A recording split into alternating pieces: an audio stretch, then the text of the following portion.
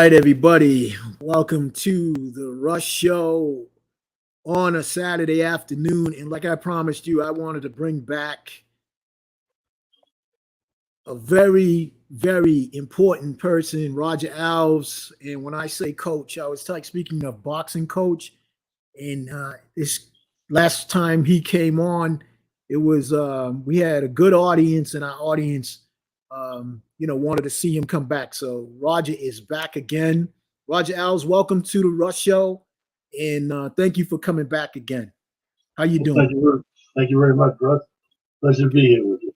Appreciate you, man. Last time we were on, you said so much, and we shared so much about your boxing history. But first, let's tell everybody where you're from, where you grew up, where you lived, and everything else. I grew up in God's country, Freetown. Freetown, Mass, everybody. Tell me a little bit about Freetown so we get an idea. You were a young person. What were you doing there? There's no public housing here, so there's not too many people of color in this town. But we have a Creole section on Burley Road, which is the village. And Costa is there, right? Through the years, people have come out. I understand Everett Riddle bought a house down here recently. And back in the day, it was, I can't think he worked for the post office, but he ran into a lot of problems. But he was predominantly white. He was no black man who could afford a house in there.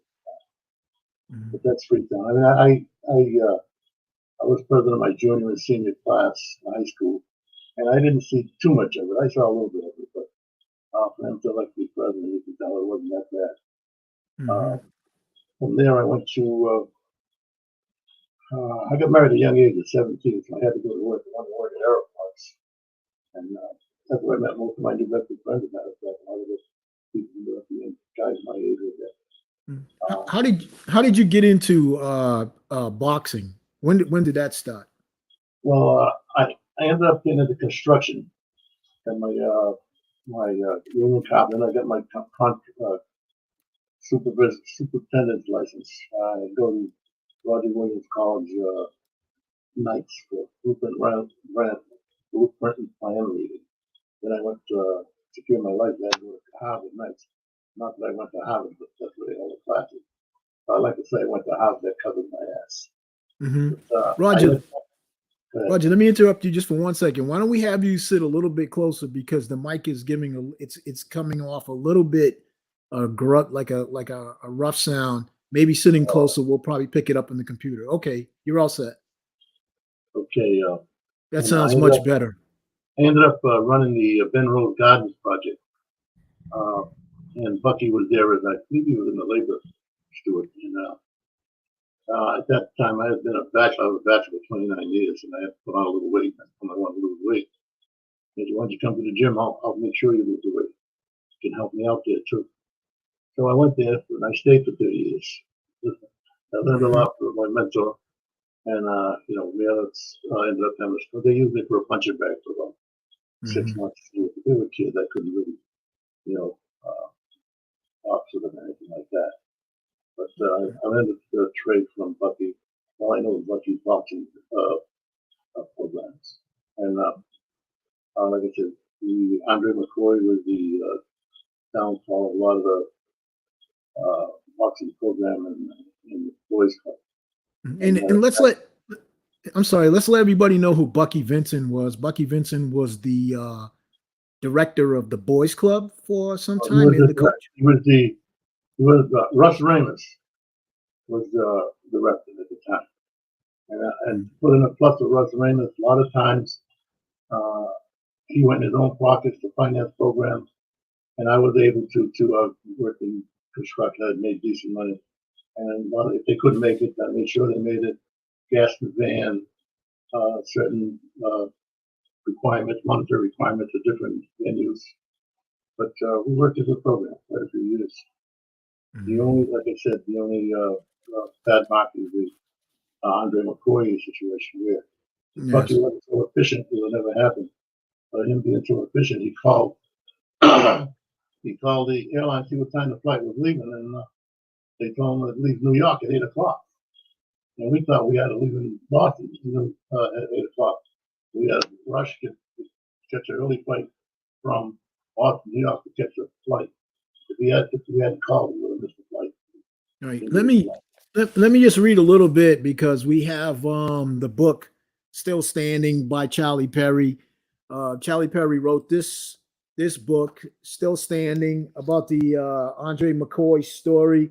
For those of you who want to get it, it's actually online. You can go to Amazon, other places to find this fantastic book. It's a hardcover book.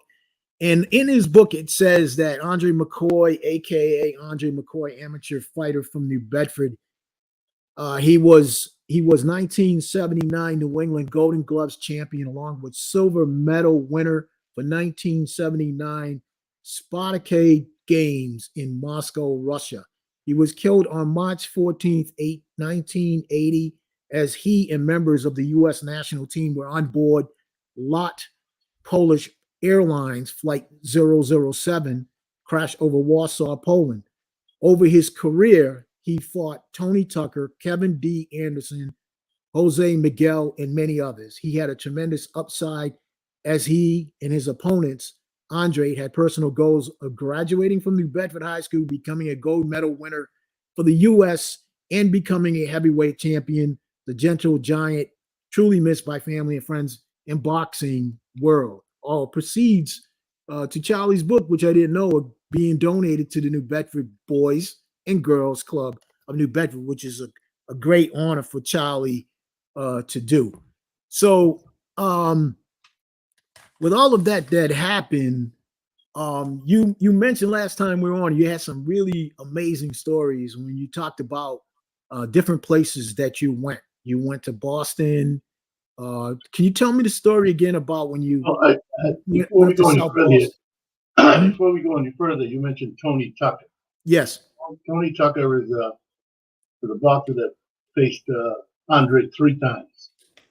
They each owned a win over each other. The third fight dictated who went to the Olympics and who went to fight for Russia. That's what created the plane ride to Russia, for him losing to Tony Tucker. Another situation involving Tony Tucker, a lot of people don't realize, Tony Tucker fought Mike Tyson. Mm-hmm. So you can realize that's where Andre's talent was. He had beaten a guy that went and fought Mike Tyson, and he put on a good show. Matter of fact, he hurt Mike Tyson with a left hook. He thought he was going to win the fight. Well, that's amazing. That's Hollywood talent. New Bedford had some amazing boxers. I have a news clip. I took a picture. I'm going to put it up later on. It was about Manny Burgo and his 1945 photo that I have, a former New England welterweight champion. Burgo was the manager of the House of Champions. And for those of you who don't know where the House of Champions is, it was actually located at Hillman Street in New Bedford, Mass. So if you go by the old vocational school, you'll see that building, inside that building, was the House of Champions. And just to give you a short summary of what happened, I got some footage on it. And by the way, we got the footage again today. It's going to run a lot better than the last time we were on the program. I'm really happy with that. We're going to show you the inside of the House of Champions by Manny Burgo. And by the way, this was like the last footage before an incident happened where the gym was burned down shortly after I went in there and I was filming and interviewing people. You're going to see some, for our audience out there, you're going to see some people that you might recognize. You can really help us out by, if you see someone that you know, I'll give you a phone number. If you want to put it in the chat, let us know who these boxers are. Some of these boxers are very young, and I don't know some of their names. I went there one day and I was doing some filming. I get a lot of footage. This is just part of the footage that I have. I have interviews with Henry Covey. Hopefully we'll be able to get that on one day. But tell me a little bit about House of Champions. What do you know with that? I don't know too much about this. Manny, he wasn't our enemy, but he was a gym that was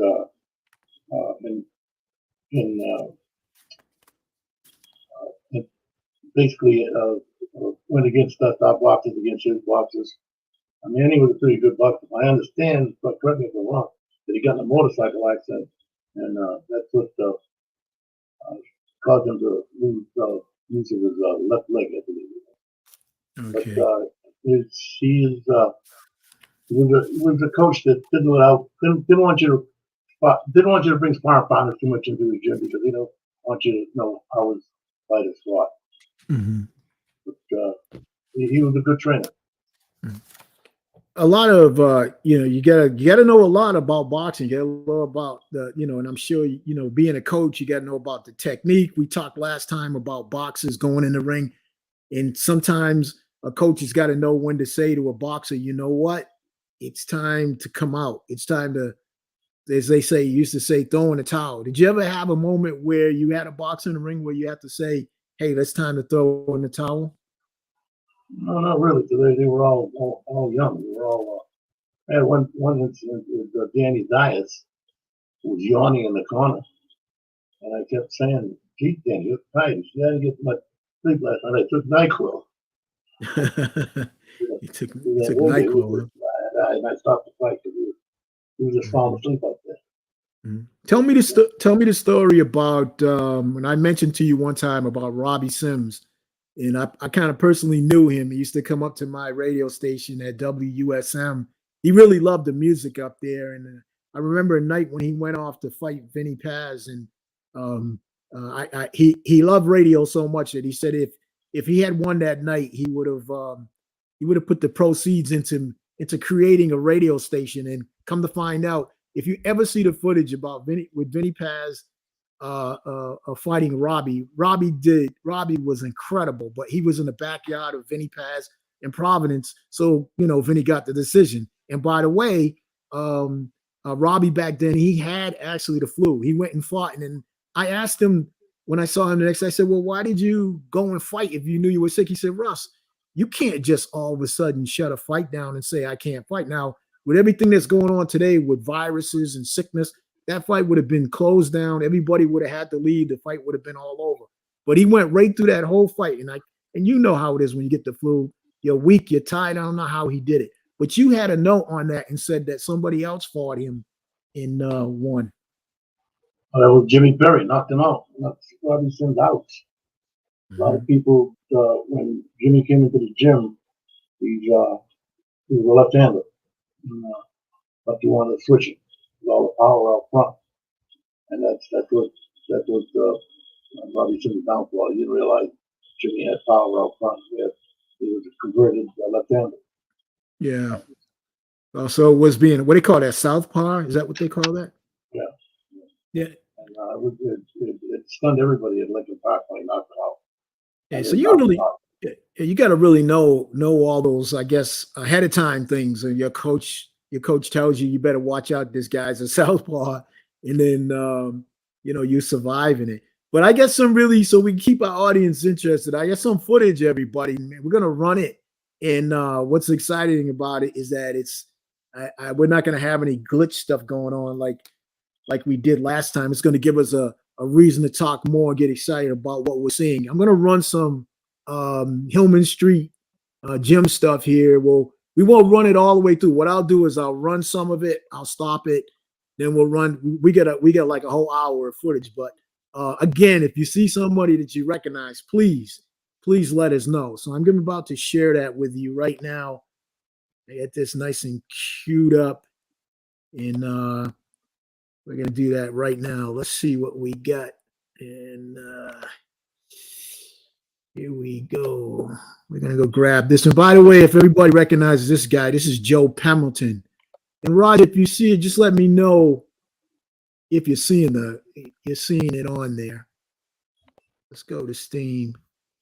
Here we go. All right. Let's get it on. You seeing it on there? No, not yet. Hold on. Here we go.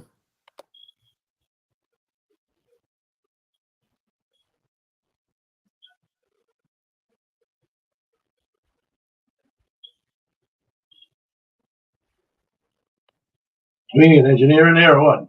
How we doing? You got it now? I don't see anything. Nothing yet. Nobody but us chickens. All right. Nobody here but us chickens. All right. Give me a second. Give me a second. We'll see where we're going. Let's get that footage up. All right. Let's share this. All right. We're seeing it now, right? Yep. All right. Excellent. All right. So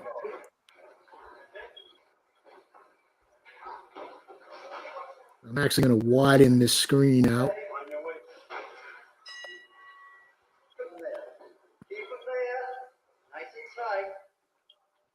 All right, now halfway down. Hold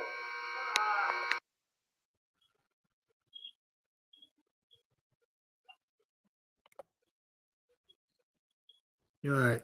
Hang on.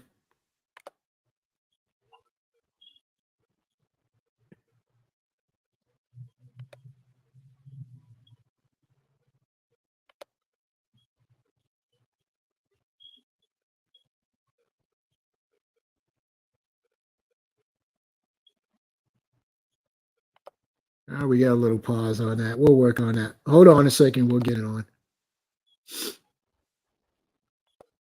There we go. You see it? Nope.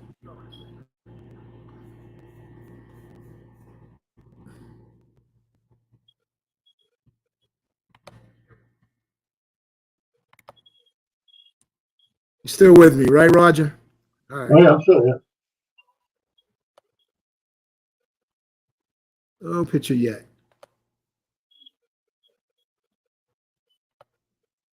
So StreamYard's giving us a little fit over here, but we'll get it going. There we go. Come on there. Come on, StreamYard. Try again. Let's share it.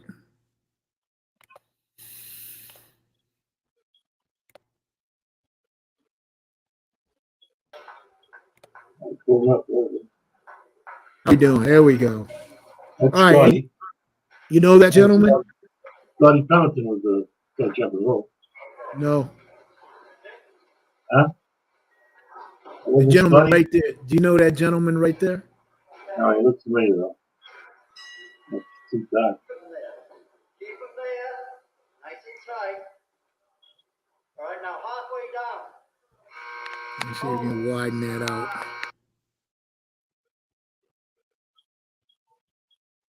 All right. All right. So that was one of the clips. All right. So we'll come back to it. What I'm going to do is I'll put that up again and look at it. I just wanted to ask you about some of the coaching that you saw today. It looked like they were doing some type of exercise. Does that look familiar to you? Well, they're just doing the stomach exercise for the barriga punch. Mm-hmm. That that's commonplace. Usually I went to that gym a few times.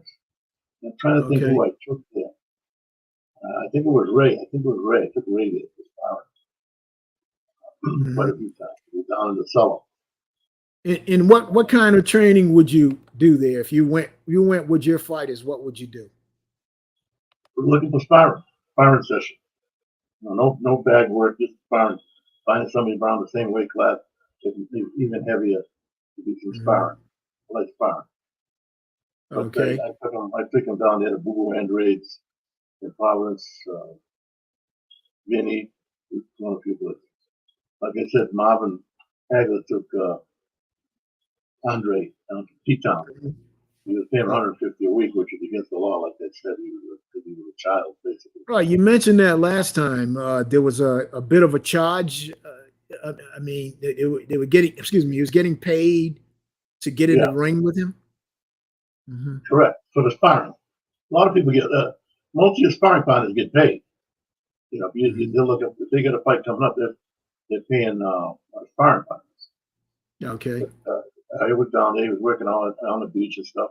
And Andre came that good of a sparring session when he came to the boys club, so we had to come down to D-Town. That was kind of a haul. So Okay. more for Lucky's time and the gas and stuff. All right.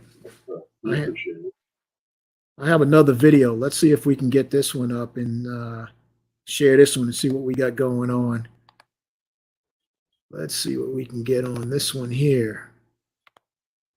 All right. So maybe somebody will recognize this gentleman here. Let's see if we can get this going to get it on pause. Okay, here we go. All right. Can we see that?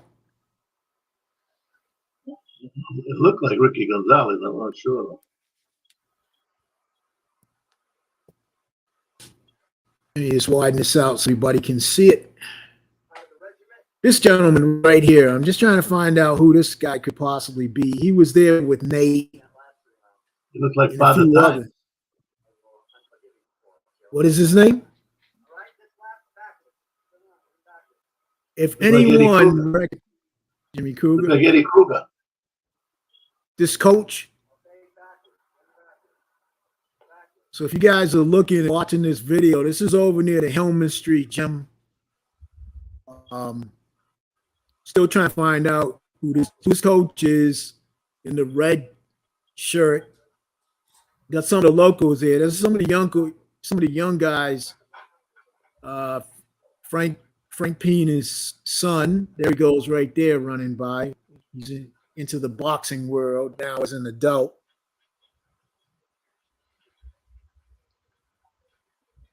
The video's running much better than it did last time, even though he had a little bit of problems with it. But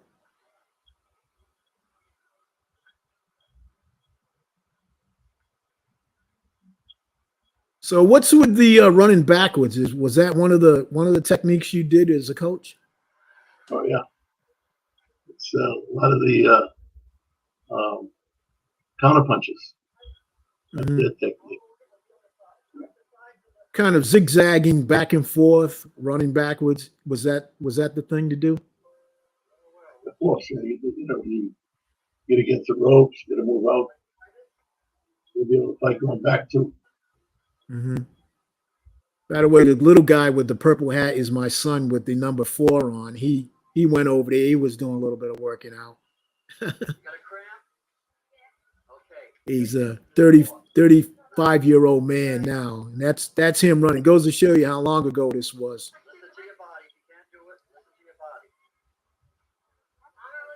This is the guy that I'm just trying to figure out. He was coaching with Nate, and I just don't know his name. I'm trying to find out who he is. You might recognize You look like Freddy Krueger. Freddy Krueger, yeah. Some of the No, he young looks people. like Freddy Krueger Mm-hmm. from the movie.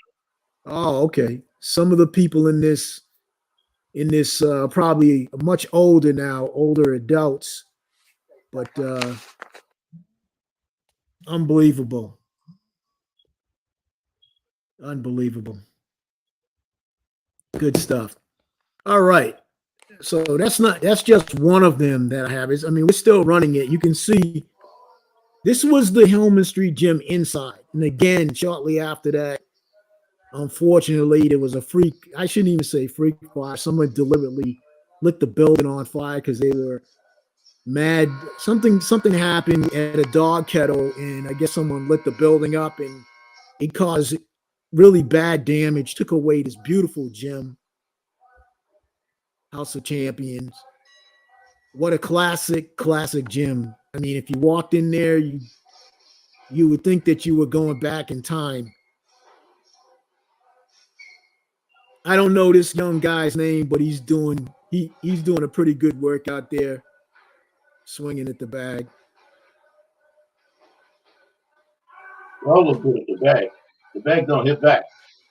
Yeah. So that's one of them. We got a lot more, and we'll probably be going to those.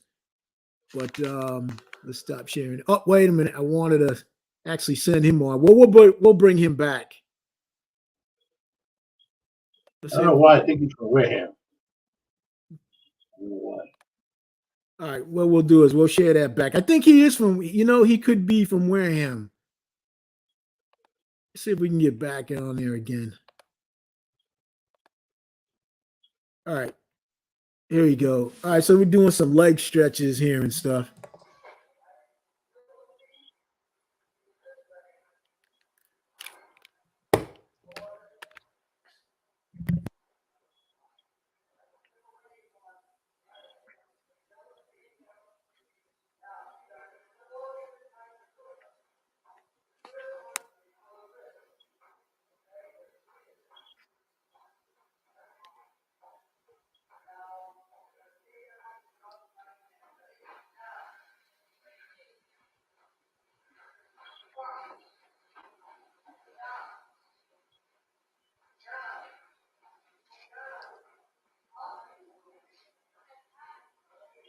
You ever get a hold of Ken Pittman?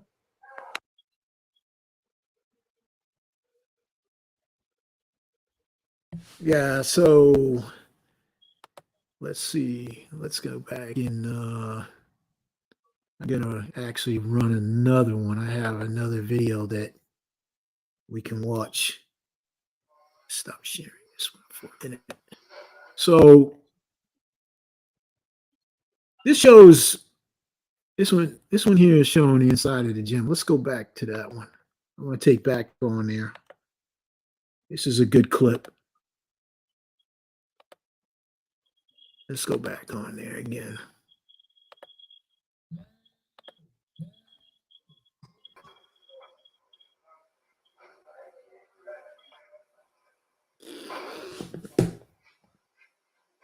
Okay.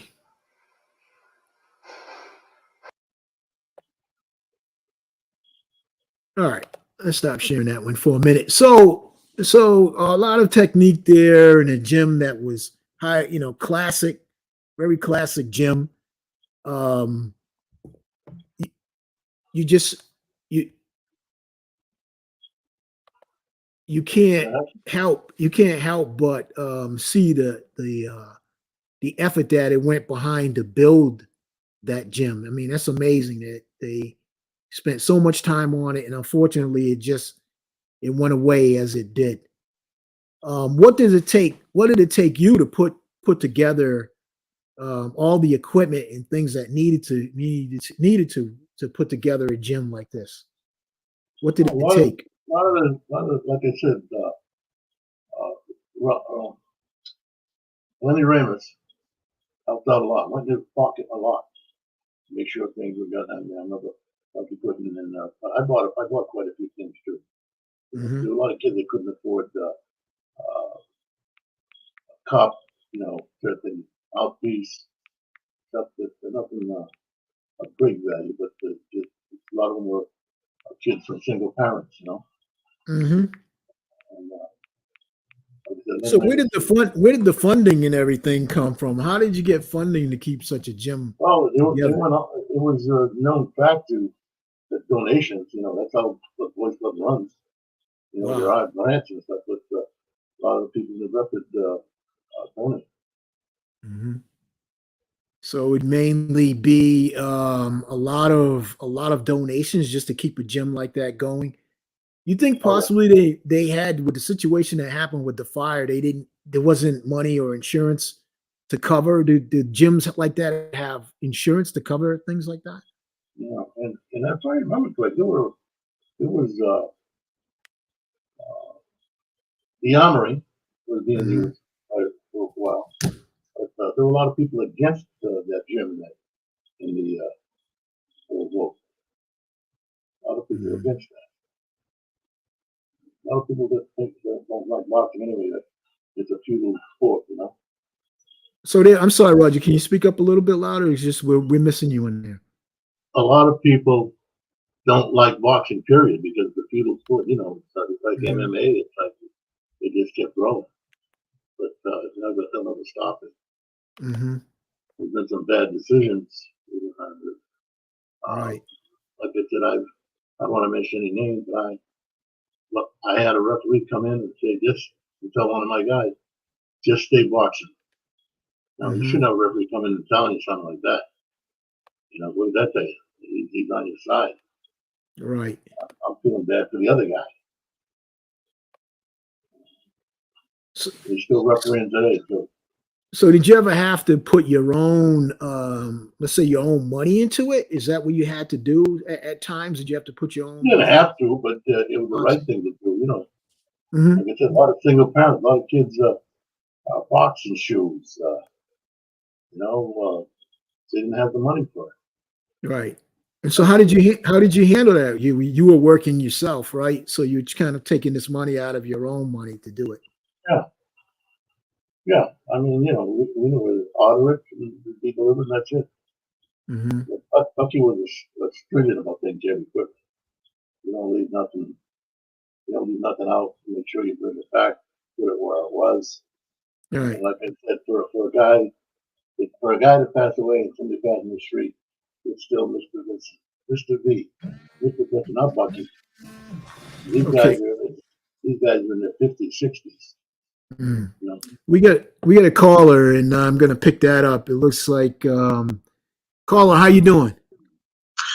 Hey, Russ. Good day. Hey, Roger. It's Carl Pius. How you guys doing this hey, afternoon? how you doing? How you doing, Kyle? I thought they were bringing you on. Listen, I wanted to, it's like part two, and I get it, and I can appreciate you particularly, Russ, going in and revealing that footage because it's nostalgic, but it's important.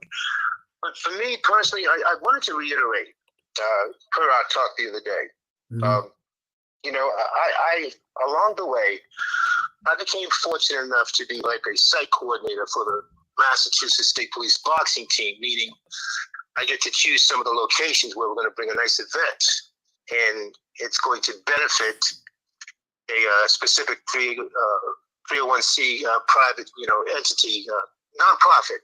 So we did something a few years ago at White's in Westport, and we inevitably gave the Veterans Transition House here in the city $5,000 because of the event. But I will say this. I don't think it would have went off as successful as it did had I not got together with your special guest today. Now, I sat down with Roger and a couple of the guys who were, very important and key people back in the day. Ray Oliveira sat down with us, Jimmy Dias, David Burr's, Kenny Burr, David's brother, and a few others. We met at the Baker.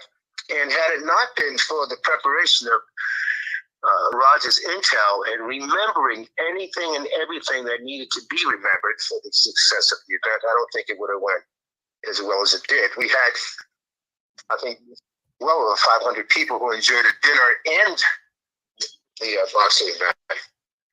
So anything that he gets as far as accolades, he deserves. I did not grow up with Roger.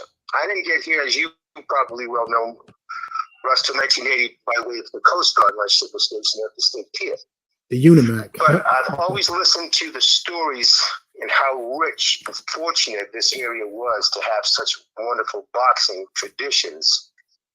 And there's so many different names. And along the way, I felt that there weren't enough names mentioned at the night of this event at White's of Westport. But I will say this again. For every single person that I did talk to, they all agreed that it was Roger who was like the glue to maintain the importance of staying in the ring. And I mean, for every, shoe that he tied, every glove he tied, et cetera, this is, it was an honor for me to present Roger also a well-deserved recognition award on behalf of the Massachusetts State Police because he deserves it. I didn't grow up with Roger, and he certainly is not paying me to say anything about this. Thank you, Kyle. Thank you. The thing is, what people may not know is you guys were discussing the unfortunate virus that was going around for the last 2 years. He had a major bout. And I say that in full confidence, and I don't think he's going to mind because he had the compassion to get on Facebook and make a serious, compassionate video on how important it was and is still today to make sure that we take care of ourselves.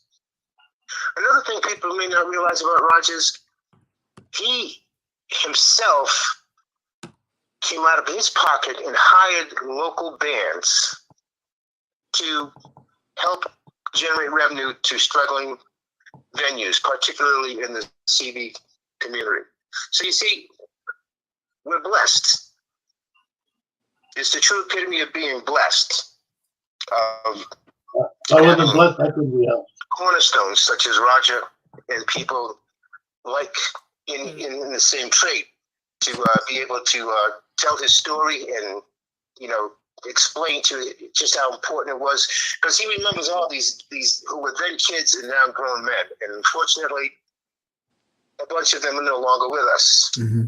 So hats off to you, Roger. And again, if we're going to be doing something at the Revere Beach in June, but I'm trying to talk Lieutenant Murray, the president of the state police boxing team, to bring something down again to the South Bend and New Bedford. Hopefully, God willing, and I'll know more in the near future, sometime near Labor Day weekend as the summer ends. So I'll be touching base with you again and trying to pick your brain for some more information, and we will go from there. But Russ, this is a good thing you're doing. It's a great thing you're doing. No, Kyle, thank people you. need to know what's happening with people like Roger. Kyle. So on behalf of, I think I speak on behalf of the boxing world. Great job, both of you. Roger, best of health, many blessings, and I'll see you out about someday very soon. Thank you, Colin. Thank you very much. Calling. Thank you so much. It's my pleasure, guys. Enjoy your evening. Thank you. Take care. I always just appreciate that call. Yeah. And when he said different, so many boxers' names that hadn't been mentioned, I wanted to mention Jimmy Connor. I wanted to mention that was another big boxing area in the 50s. You had it says here that I got this from Bill White, a Standard Times newspaper from the past. It says that a sensational amateur box champion, Manny Burgle, turned pro in 1964 and lost only 6 fights out of 48 fights. Burgle defeated Dick French for the welterweight championship of New England in 1967, and after a successful title defense. He never got to try for a world title because he was never in the clinique of Sam Silverman, the biggest New England promoter of the time. So promoters too also play a big factor in this on who goes where. You also had a Jerry Houston.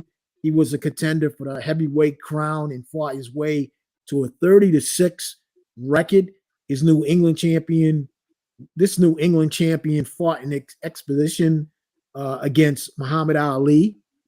After every successful amateur career, his brother Ron Stablemet, Eddie Kaser fought briefly as professionals. So you had also Paul Poirier. If you remember Paul Poirier, he was at the age of 17. He started boxing. I actually went to the New Bedford High School with him. We were in the same Gold House together, and we became friends years later, and we had a lot of fun. Watched him fight Larry Holmes. He fought Larry Holmes. Did you see that footage with Paul Poirier and Larry Holmes? Yes. Did you see it? Incredible fight, right? He really did good. I think at some point he got hit in the ribs, and like what we talked about earlier, when your coach says, "This is it." Paul wanted to go on, but yet his coaches were like, "No, it's time for you to give up. We're not going to let you go ahead when you get such an injury." Well, if he was losing the fight, there was no sense anyway. If he was losing the fight, there was no sense in going on. That's if it's a 10-round fight. You haven't won the round yet. You're going to have to knock the guy out. So no sense. So what really determines when would you actually say this is enough? And I mean, last time we were on, I ran a video on a young lady who was talking about the UFC. She had a hematoma on her forehead, and I just can't figure out why her coaches didn't stop that fight. That fight should have been absolutely stopped. She was in such bad shape as a coach. That's a soccer coach. But would you have? I look at the thing I look at is not what's going on in the ring, it's what you're doing outside the ring. And that's going to determine how you're going to act in the ring. So if you're doing bad outside, come on, it's a profession. It's a profession. You know, that's what you got to And treat. when you, yeah, and when you say that and out of the ring, what do you mean by that when you say out of the ring? How is a boxer and as a coach, how do you handle that? Like, how do you handle your fighters and kind of let them know, hey, you guys, you got to kind of carry yourself because the public has got an eye on you. What do you do? Hey, it's a profession. That's what you're telling me. It's either here or there. You know what I'm saying? You're over there. You know, can't use it. Don't waste our time. You know what I'm saying? It's you know, I mean, but how much of that can you actually control of a person's life? When a coach tells his athlete, you know, there's a lot of things in front of you. You have to be careful. What do you tell them? you should, just tell them what you usually tell them, and that's this is a profession. This is this way you treat it. You know, you don't you got to put everything aside like a doctor. A doctor gives up his family, his wife, everybody. But when you can call 24/7, it's like you got to put your mind to the grindstone there. Let's go for it. Don't miss any workouts. If there's a reason for missing it, you're sick. You know. But if you're out partying in New York the weekend before, you say you can't come to with a party or a family function, fine. You know, if you're going out just a party. I know that we get Frank Slaughter jumping in for a quick minute. Frank, he's gonna fix that up a little bit. I had to do some gymnastics to get in here, but Okay. Roger is so right, man. What you do out of the ring determines what you're going to be in the ring. Like you say, my coach used to say, you shuck and jive out the ring, you're going to shuck and jive in the ring. And I tell you a good story. I had a kid from France, #1 in Europe, named Ote Takalak. A couple years back, boxing at Mayweather's, everything was sweet, beating everybody out. But he just didn't have the brain to understand that what Roger just said, it's a profession. You got to treat this sport as a profession because this is your life. And literally, it is your life. So we're sparring at Mayweather's. Mayweather comes in the gym, heard about this kid. Mayweather really comes to the gym. He comes in the gym, he said, Frank, what's that guy you got from France? I said, Ota, come over here. Mayweather points to one of his guys, Mickey Bay. You might have heard of him, Roger. And he said, Mickey, put your stuff on. And Mickey's like 2 classes heavier than Otak. Good fighter and everything. Otak just smoked him. But after that, his head got like really big, and he wanted that big payday. And we said, just relax, man. You would get it. All that record you have in Europe and France don't mean a thing in America unless you win, correct? Yeah. You got to win here. You can't win over there. You can win over there, but if you want to make that real, you win here in America or in a place like Mexico. And he just didn't understand that. Mm-hmm. We had a fight, and I'll finish. We had a fight set up for him, and it was a small paycheck for him, $30,000, and he wanted more. Okay. So we go to the commission, and the commission, you know how commissions are, Roger. Some of them are corrupt. Some of them are just they don't know what the hell they're doing. So my boy was 20-0 at the time, and he was going to fight this Mexican guy that was 27-0. No big deal.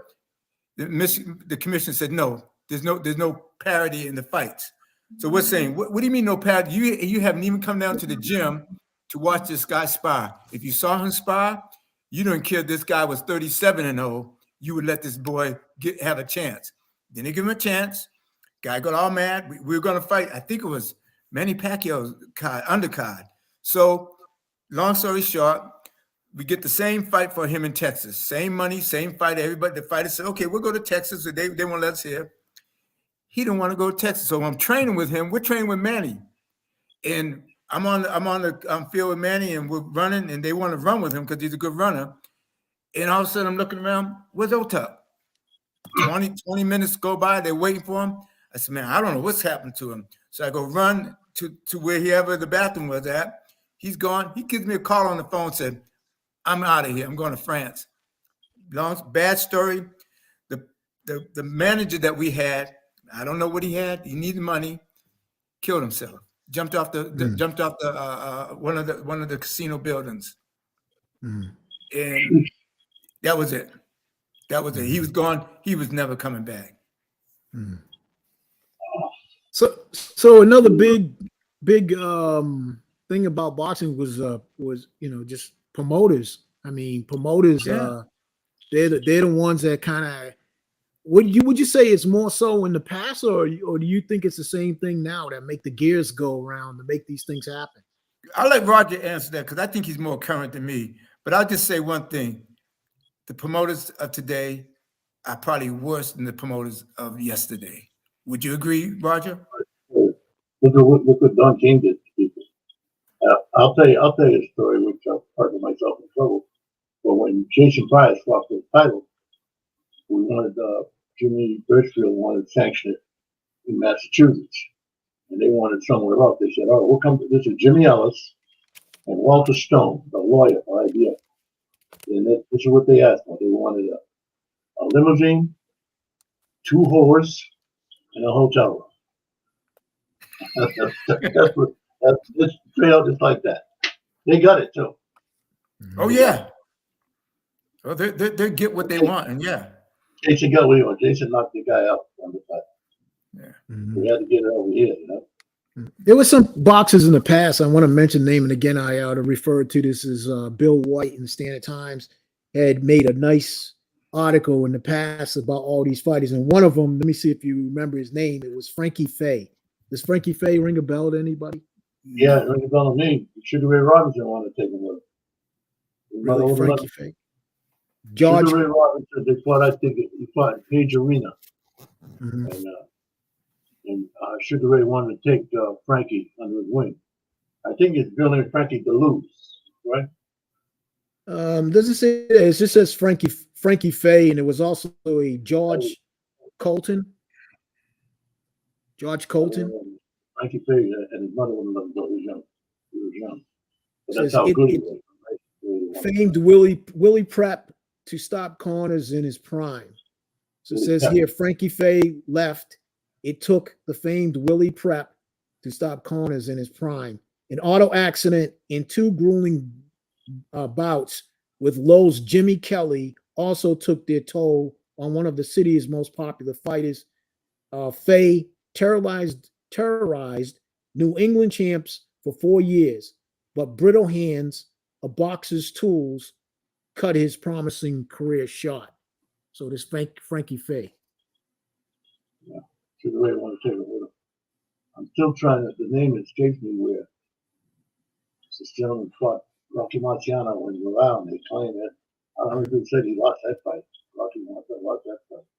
There was someone, Jimmy Pena, William Smiley Ramus, David Garvin, Norman Lopes, Caesar Duart, Tony Tavares, Tommy Coleman. Does that ring a bell? Wilson Cardoza? I'm sorry? Wilson Cardoza.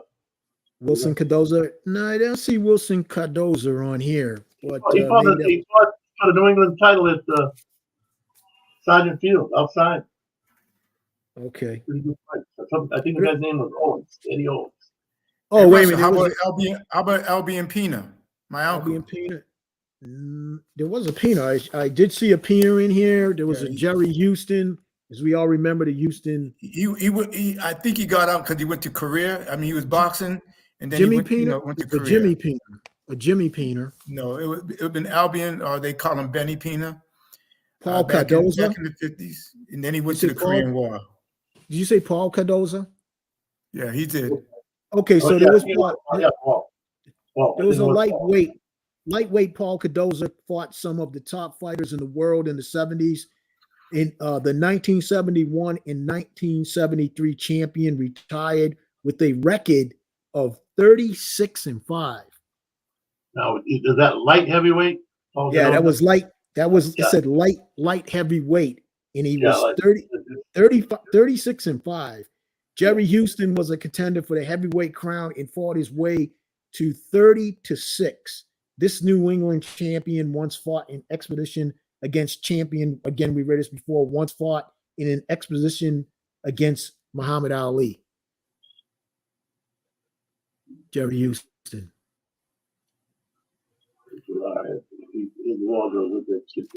So a lot of big names. Dino Dennis. That was his kryptonite. Dino Dennis, I had about. Mm-hmm.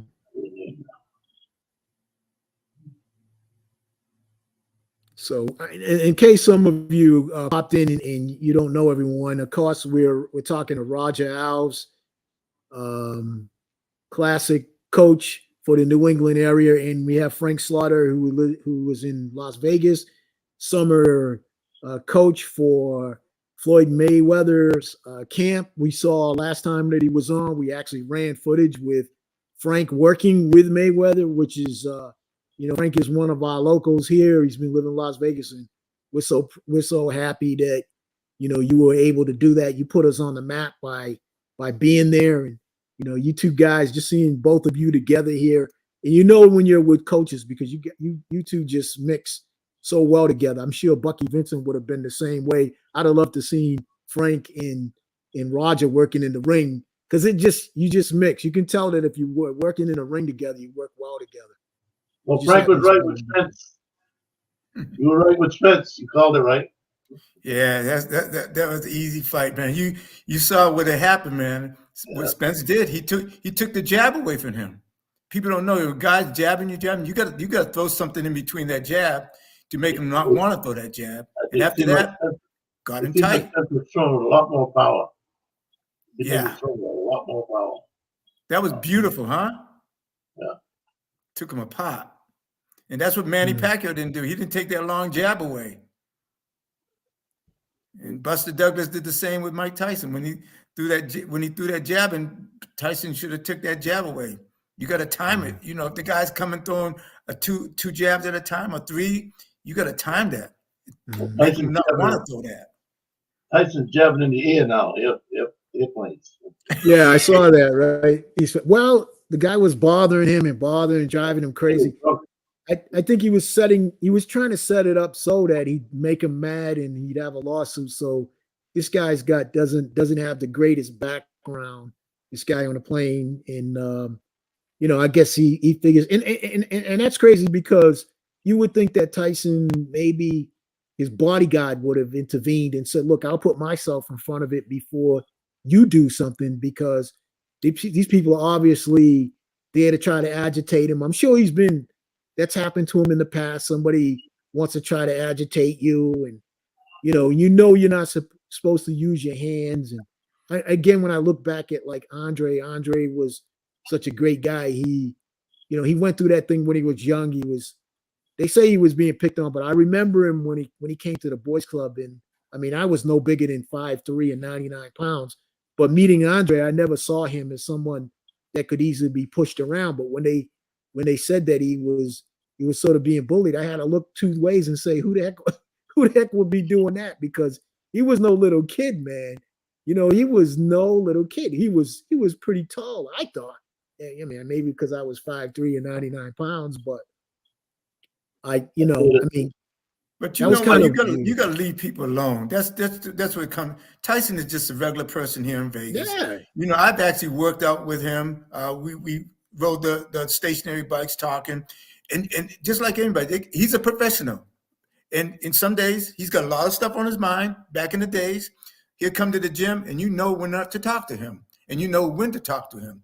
If you're talking to him and he's looking past you, leave him alone. And that's what this guy should have left him alone. He got what he deserved. I heard he even threw a water bottle at him.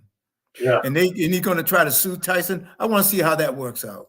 Yeah. And not only that, Tyson just come from a 420 party, smoking joints and all that shit out California. But who does that? Who goes over to celebrity, just any celebrity, and just bother you? I remember when I was down in Florida, and I saw Jamie Foxx. And my wife kind of pointed out and said, "Hey, this Jamie Foxx." And I looked over, and he was kind of getting ready to cross the street. And I was so close to him, I just said, "Hi, Mr. Fox." And it was so cool that when I said hi to him, he actually stopped. And when I saw him stop, I said, "I guess that means I can walk." And he looked at me, and I put my hand out and I shook his hand. And he was real. "Hi, how are you? Nice to meet you." And I thought that was incredible because I had just watched the movie Ray, and to hold it, shake his hand. He had a big hand. I said, and I actually had to say to him, "Nope, I just wanted to stop and say hi respectfully. And I know you with your family." He was with his daughter at the time and somebody else. And I just turned around and just slowly walked away. I didn't want to bother him. I just want to say hi. And I think he appreciated it. I mean, I think if you get on somebody and you're chasing behind him, and we also had in Florida, we had Lenny Kravitz. Lenny Kravitz would be walking down the street. You'd see him one day, he was in front of us and he just walked into a dollar store in the same place we were going. But you're not going to follow behind them and Bob. They just want to be normal and like everybody else and do their thing. And I don't understand why a person would bug Jamie somebody. Foxx, man. After a fight at the Palms, we had a fight at the Palms, and we're getting ready to leave. He walks in with his entourage, girls and stuff, not big, and he wanted to get in the ring. He said, "Hey, can I get in the ring?" I said, "Sure." This was before Muhammad Ali, and let him dance around in the ring and stuff like that. And we were playing, like I say, it was cool. We didn't take pictures or anything like that. Ask for autographs. It's just like when you see people, leave them alone. Right? Yeah. I don't think that was right. He should. They actually. I'm surprised. And I don't want to get into the whole story on this, but somebody should have came over and said, "Sir, I'm going to move you to another seat. That's what I was saying. You're not going to be bothering him like that. Why are you sitting behind, mocking and making noise and stuff like that?" But that looked like one of those, like high-end seats, like maybe first class. That's what it looked like. Yeah, had a glass around it or something. Yeah. So. But I would have because you're in the sky or you're getting on a plane. They have a right to say, "You know what, we're going to have to move you, and somebody's going to have to move." They should have intervened. And if Tyson has any gripe, somebody should intervene before it got to that level. Mm-hmm. Who you got on the 28th? The big guy, Tank Davis, and no, that's tomorrow's. No. You're talking about the heavyweight guy from Tyson England, Fury and White. When are they? Are they tonight? I know. I think so. I think you're right. Tank Davis and Romy Rollo. Well, Tank is Mayweather's boy. We're going to go with him. If anybody wants to see what David Burr would have become, that's right there. That's David Burr. Tank Davis. Okay. He had those moves when he was a kid. Unbelievable. David Burr. I see that. Solid, man. David Burr. Unbelievable. So, Frank, I think he can be beat. I don't know this fight, but I think he can be beat. Mm-hmm. Frank, I wanted to ask you about working with Manny Pacquiao. Tell me something about, because you got to know all these people, like not just in boxing. You got to know them as real people. What was he like? Well, every time Manny came in town, they would call me. I would go to his stable, and really, what I was really doing was picking up his fighters that were undercard that was coming from the Philippines with him, because what I'm trying to express to the guys, even the managers, trainers knew it.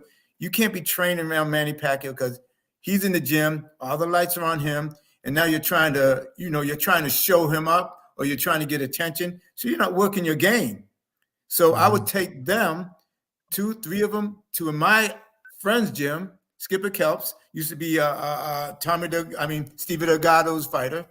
Take him to that gym so they can train. And Manny always appreciated it because also it was a distraction to him too. Right. And on that conversation, I'm sorry, because when you brought up Stevie Delgado again, I didn't want to pass by without you guys talking about him again, because you had so much to say about him, because you knew him, you hung out with him. Can you tell me more about Stevie Delgado? Well, I almost bring me to tears, man. I'm telling you the truth, man, because I knew him during the last couple of years, months, weeks of his life. Mm-hmm. And like I said, we run the little marathons here in Vegas and stuff like that. and he come to the gym, and he'd be so smiling because we're homeboys, and he'd be saying, "Hey, I got this great fighter coming up." And the sad thing is sometimes I couldn't understand him. It's like I had to almost stop breathing to hear what he was saying. He just couldn't verbalize. And I know one day, like I said, we were going to go to his Cape Verdean priest. So yeah, Steve, let's go hang out. And we really started getting close here. And then all of a sudden he was gone. Can you tell everybody, for our audience who doesn't know, he's from New Bedford. He has a large family, the Delgados, amazing athletes. We haven't seen a few of them in years, but they used to live right on the corner of Court Street in, I believe it's Parker Street. It was a big old house. It used to be downstairs. There was a bakery there, and the Delgados lived in that house. That was the whole Delgado family. So how did you get to know Stevie? Honestly, again, remember, I'm in and out of New Bedford all my life as a kid. Father's in the service, stepdad's in the service. So, come back, you see him on the street. Oh, this is Stevie. Oh, he's a boxer now. And then, high school go away, go to college a little bit. Man, anytime he was fighting on TV back then, where they had, before this pay-per-view stuff, you could watch him on TV, and there's a lot of pride because that's my homeboy. That's our Cape Verdean family out there, showing off. Then come to Las Vegas, and just by serendipity, I'm running a marathon, half marathon. He's out there running. I knew this guy from the back of his head. I said, "That's Stevie up here." So I'm running as fast as I can to catch up to him. Now I'm out of breath talking to him, and I said, "I'll see you after the race because I'm not keeping up with your ass." Seriously. So after the race, he'll wait for me, talk, and then in and out. Then one day we all train at the same gym, all have fighters at the same gym. And this is called a sporting house. Have you ever been out here, Roger, to the sporting house? No. Oh, I've been out there a few times, but just to gamble. Okay. Okay. You were doing the other sporting house. Yeah. Yeah. But anyway, that was a big, place for everybody to come. Tyson, anybody anybody would come to the sporting house. They would play games, basketball games. They had saunas. It was just a nice place. Politicians. Rado Rivera, Sharon Stone, everybody that came to Vegas before they had all these little spas and the casinos where they were staying. That was the place, right behind the casinos on Industrial Road. So Stevie would come in there with his guy, and like I said, he introduced me to Skipper Kelp, and maybe about 3 or 4 months, maybe a little more than that, because Skipper was fighting for him for his last couple of fights, and then when Stevie died. I'm serious. I know something happened to Skipper. That was a relationship between trainer and boxer. And somehow when Stevie was, murdered, that chain broke and Skip got out of the fighting business. Can you explain again what was circumstances of him being killed? Because you said something, it's like initiation or something. Well, that's what I heard that from Roger. And I didn't hear that part. And I heard it from the family. So I'm not saying I was there. I'm telling you what was told to me by his sister. Yeah, and that's probably more accurate because I'm sure the Metro Police told the family more what happened than that. But from what I heard, the guy was like a 2-time loser, in and out of prison, murdered somebody before. Probably was a African American, so he was out of prison, and was on the north side of Las Vegas, and Stevie was just walking down the street, and this guy from over here, asking for his wallet or something like that, and maybe Stevie didn't react quick enough, and he killed him. Yeah, sad. I want to see if I can share these slides. I did do a clip of. Let me see if I can get them on here. No, I guess I'm not. Thought I was going to be able to, but it's important that some of your listeners know that Stevie was on the same boxing team as the Spinks brothers. Robbie Robinson was on that team. Mm-hmm. Danny Lopes, who came along later, he fought on the Air Force team. He fought a lot of China, Japan. He did pretty good in the service. Yeah, well, I want to thank both of you guys again for coming on to the show. We said we were going to do this again, and Frank, thank you. I know there's a There's always these little technical things that happen to us with this program, but we're getting a little bit better on it. The video wasn't as slow as it was last time. I wanted to show, definitely some more stuff from the Hillman Street gym. I'm going to try to, let me just, for the last thing before we go, I'm going to attempt to put up some more of it in, we'll see. Did you ever contact Ken Pittman? Did you ever contact Ken Pittman? But we're going to do that. We're going to try to reach him and see what he's got for some footage, man, because I can tell you right now, our audience definitely wants to see more of this stuff. But let's see where we can go with. Let's see if I can pull some of this up. But let me tell you one thing, man.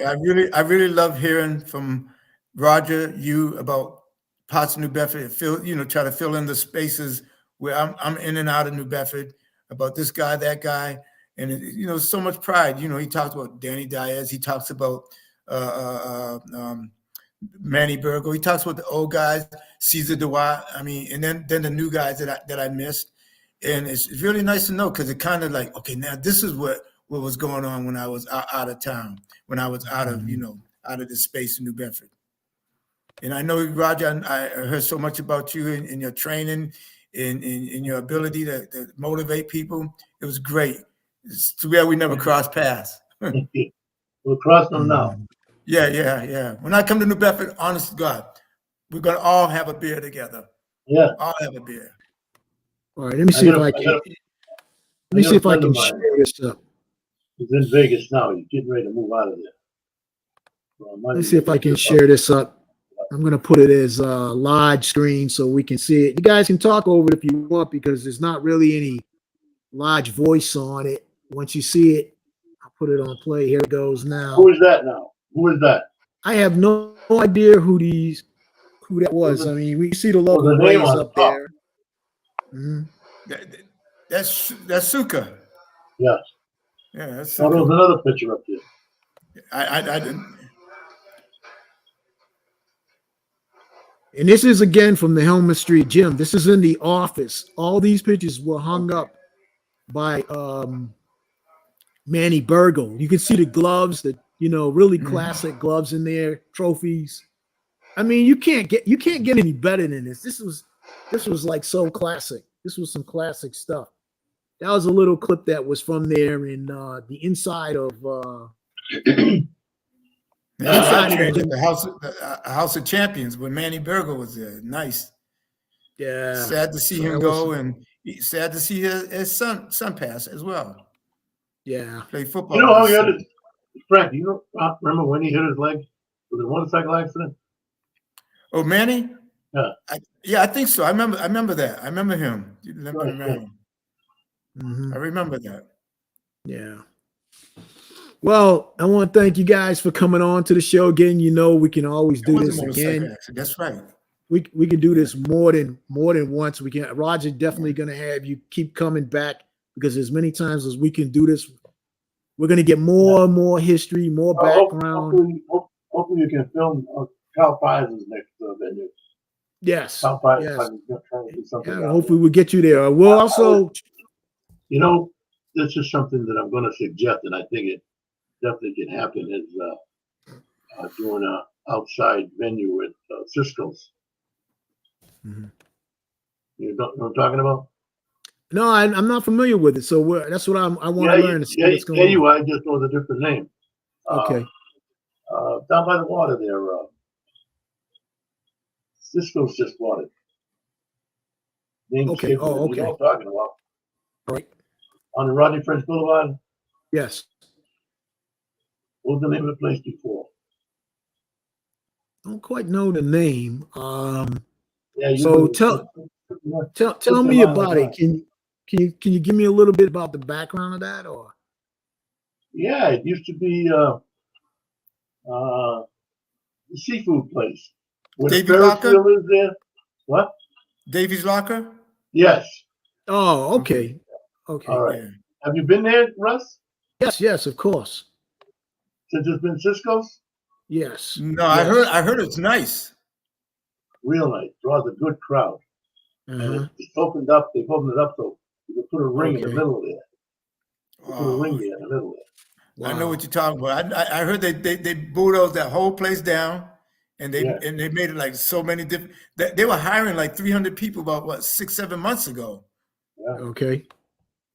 Yeah. Matter of fact, I went in there one day and I was going to pay. And the guy said, "I know you." Yeah. How do you know? You used to Mhm. teach boxing. I used to box for all over PAL. You never Right. get him for nothing.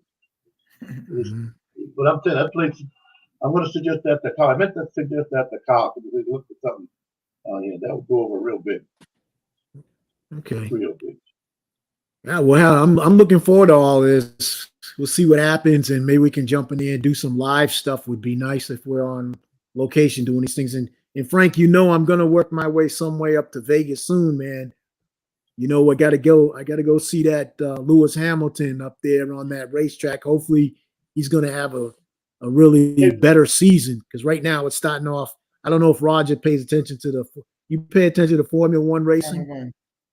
Yeah, somewhat. I'm a quarter-mile drag racer. I always Oh, you're like my brother. You're into the drag race. Well, I'm into the Formula One, and history's being made with Lewis Hamilton. So hopefully he'll have a better season this year. Right now, starting off for Mercedes, it's a little bit on the slow side, man, and not really making the qualifications and everything are not good. There is a big race tomorrow, and we'll see what happens with that. So, I'll anyways, I see if want I to can tell pull some strings, man. I'm serious. I know. I'll start working on it. If I Man, can I pull hope some strings and you come in Hey, town, Frank, yeah. Frank, you run into Freddie Roach much? Yeah. Not he's out there in Wildcat in Yeah, Wildcat. California, but he's Manny Pacquiao's guy. It's Yeah, yeah. when it's nice with watching Manny train, and we can talk about New Bedford, we can talk about Stevie, we could Yeah, talk about Boston. You'll know Bucky. You'll know Bucky. Yeah. Wow. David Burr beat him it was Pepper, Freddie, and Joey, the Roach brothers. Okay. They all had Yeah. to fight David Burr. They all lost him. Wow. I remember, the That's last Freddie fight. that's Freddie about David Burr.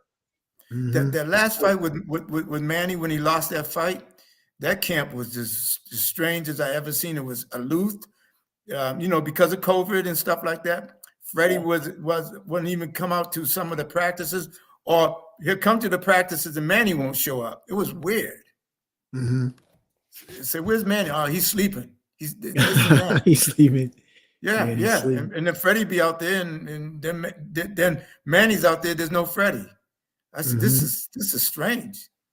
Yeah. But yeah, it's always good to talk with Freddie. As soon as I told Freddie about Stevie, and all of a sudden, because I didn't know him before that, all of a sudden we're partners talking about the old days.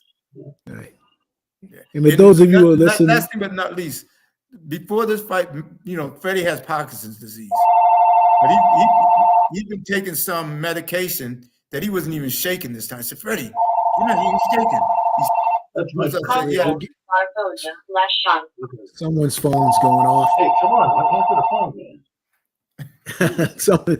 Someone's phone's going off.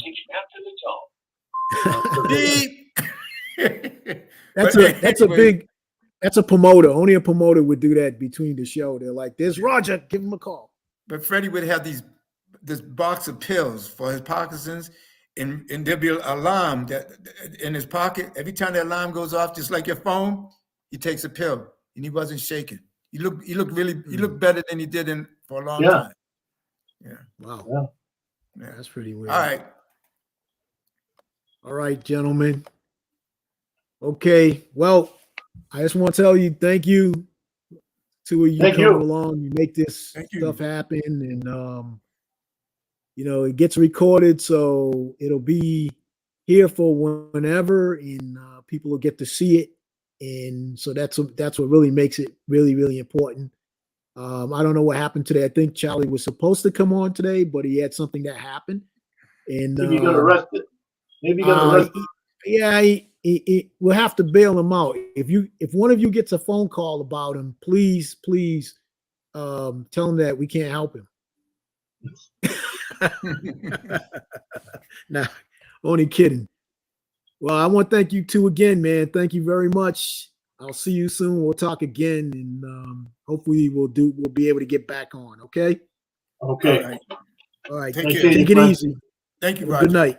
All right, Take good night. care. Bye-bye. Take it easy, Russ. Take it easy, Roger. Thank you.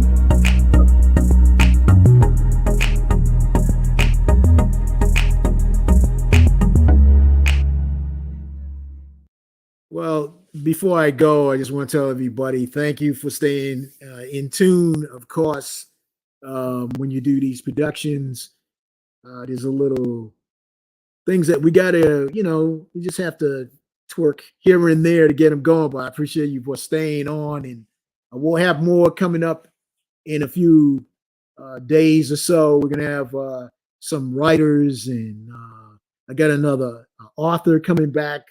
Janet Coster is going to come back talking about more books. So what I'm trying to do is keep the show, pretty diverse with a lot of things.